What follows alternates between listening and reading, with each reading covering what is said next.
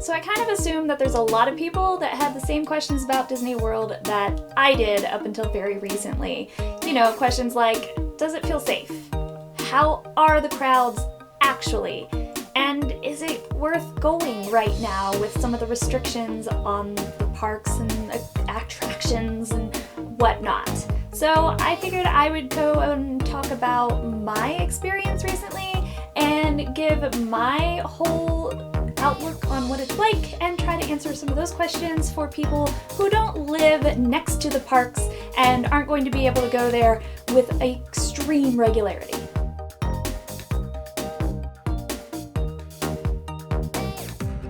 I am an annual pass holder, so I go to the parks often enough to be very familiar with them, with, schedules and layouts and options with dining and shopping, etc., all that different stuff that happens.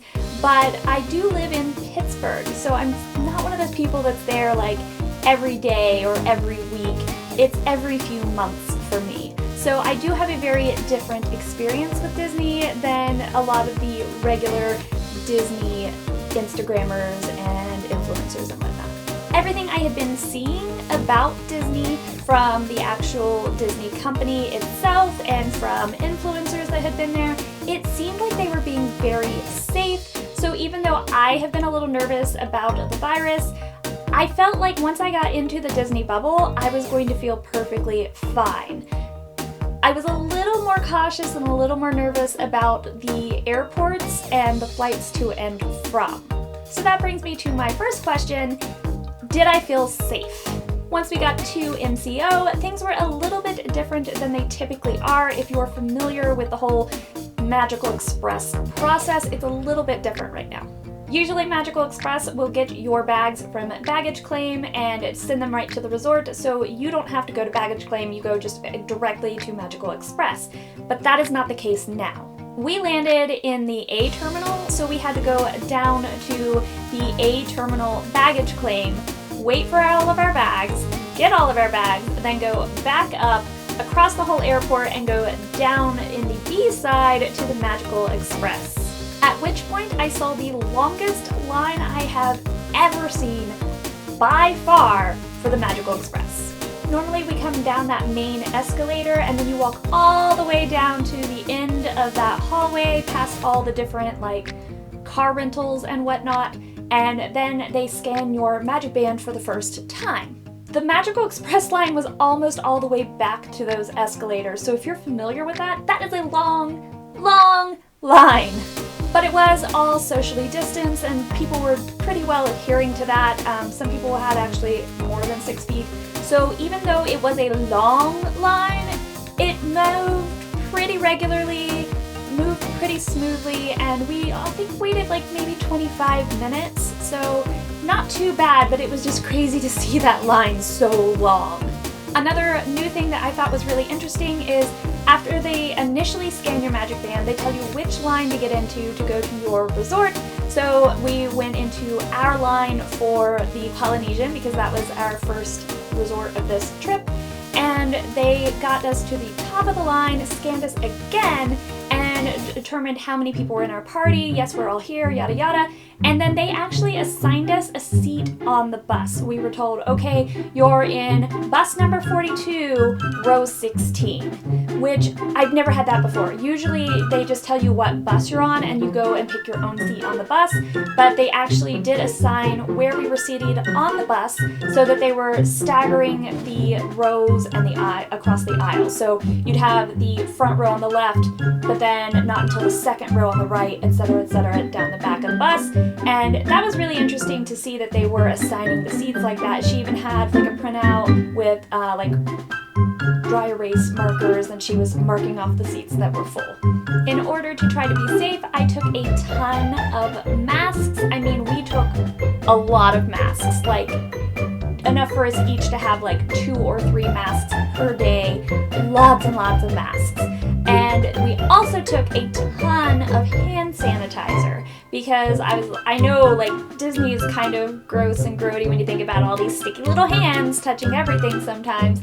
So I was like, you know what, I'm gonna be using a lot of hand sanitizer. Every time I touch a rail, I'm gonna want to hand sanitize. So I took a lot of hand sanitizer. Each of our park bags had one hanging off them. I had extra ones. I had sanitizing wipes. I was prepared. And we hardly used any of it because Disney was even more prepared than I am.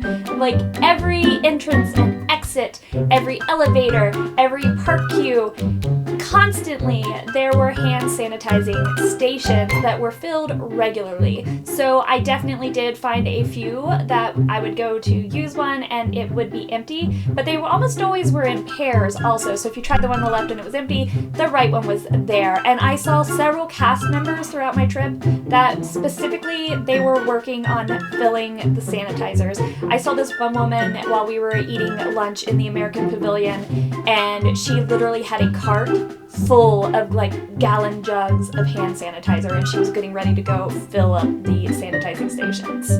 But I do recommend that you have at least like one per person, just because there definitely were times that we wanted it and there wasn't one right there, and rather than have to interrupt what we were doing and go find hand sanitizer, it was nice to just have some handy on one of our bags and just quick little squirt and go. I also definitely recommend having face mask options before you go. You can buy Disney masks. They are super cute. They aren't cheap because they're Disney, but they are super cute. But like I said, I wanted to have several per day because there were definitely times that like we would stop to eat a snack somewhere, we didn't have like a full table or whatever. I would put my like mask down on my lap and then forget about it and knock it off, or stand up and have it fall to the ground. And if something fell on the floor or the ground at Disney, it's not something under the best of circumstances that I then want to place on my face. So definitely I made sure I had at least 2, if not 3 masks on me every day when we left for the parks. My husband was the same, just in case. One of the things I've noticed locally that I'm sure a lot of other people have dealt with is that there are a lot of people that don't wear their masks properly. So you're like at the grocery store and the person next to you has their mask like under their nose or entirely under their chin, but they're wearing a mask, but it's clearly not doing anybody any good. But that won't fly at Disney World. I saw so many cast members stopping and asking guests to please properly wear their masks. Even small kids, they would stop and ask like a little boy or whatever, a little girl or whoever, please pull your mask up over your nose. And I didn't see that like a ton. It's not like I was like so worried there's so many people not wearing their masks. It was usually either a small kid or somebody who had tried to sneak in a snack or a drink or something at a time they weren't supposed to. So definitely didn't happen a lot, but it happened a decent number of times over the week that I was there. So for my question number 1 of did I feel safe? Yes, definitely, particularly in the Disney bubble. Lots of hand sanitizer. Everyone around me was wearing a mask and they were wearing it properly, including myself and my husband, even the little kids. So I definitely felt very safe while at Disney World. Probably safer than home and going on my regular grocery trip. The second question that was on my mind and people have asked me a lot about since they found out that I was there was, what were the crowd levels like? Is it crowded? And that's a very loaded question because Disney is, as a general rule, always crowded. It's not the kind of place that you're going to go to typically and walk in on a random Tuesday and be like, oh, look, there's like 2-minute waits for every single thing and there's nobody here. Now, how did it compare to the last time I was there, pre-pandemic? Definitely lighter crowds. But that definitely changed day to day and park to park. On this particular trip, we didn't go to Animal Kingdom at all, but we did go to Magic Kingdom, Epcot, and Hollywood Studios, and we went to each of those multiple times. So for instance, on our first Sunday, we went to Epcot, and then we also went to Epcot later in the week on a weekday. And the crowds on the weekday versus the weekend were totally different. But that doesn't mean you just walk on to everything and there was no waits at all. For one thing, because of social distancing, the lines for everything are long, like distance-wise. The wait times, not necessarily, but the distance for each line was way stretched out. There were queues going through parts of the park that literally I've never seen that part of the park before because they're just these weird out-of-the-way nooks. And I've been to Disney parks like over 100 times now. So you'd think I would have seen most of the parks, but there were areas that my husband and I looked around and were like, we've never seen here before. So the queues were very stretched out. So say Seven Dwarfs Mine Train before had a fast pass, so there were all these people in the fast pass lane that were going in super quick, and that meant that everybody that was waiting, that dragged out their wait time a little bit. But now everyone was on an even footing, so that was a little bit weird that the wait times for that definitely tended to be less than, say, I remember them normally being, but they were definitely still one of the longest waits of the park. So in answer to question number 2, was it crowded? Yes. I mean, it's Disney. It's always crowded. But was it crowded for Disney? No, but definitely more crowded on the weekends versus the weekdays. Which brings me to question number 3. Was it worth it? Again, that's kind of a loaded question. That depends on your personal circumstances. Me, personally, this trip, totally worth it.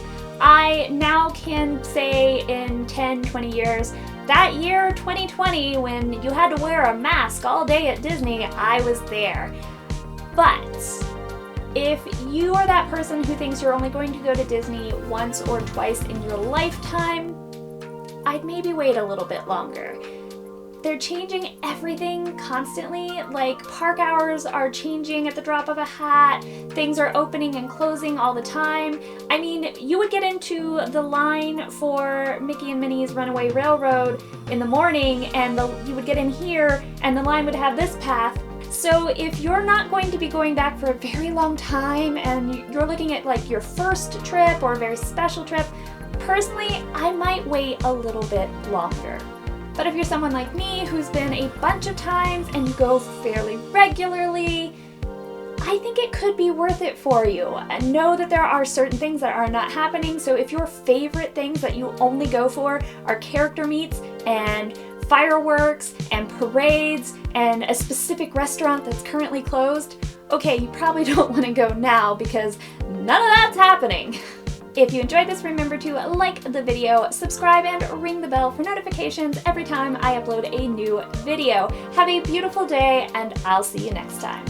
I hope that answered some questions and cleared up a few things. That's my personal experience at Disney recently, but everybody is different. If you have any specific questions about my experience, things that were open, things that were closed, what certain things were like, feel free to leave a comment down below and I will get back to you.